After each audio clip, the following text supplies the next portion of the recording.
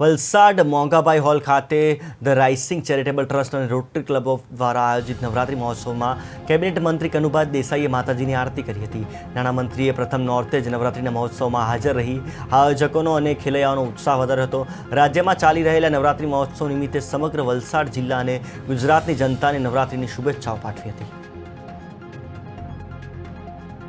સૌપ્રથમ તો આપણા નવરાત્રિ મહોત્સવને આપણા દેશના યશસ્વી વડાપ્રધાન માનનીય મોદીજી જ્યારે ગુજરાતના મુખ્યમંત્રી હતા ત્યારે નવરાત્રિને સમગ્ર વિશ્વમાં એક એવી પ્રસિદ્ધિ આપી કે લોકો ટુરિઝમ માટે પણ નવરાત્રિ જોવા માટે અહીંયા આવે છે.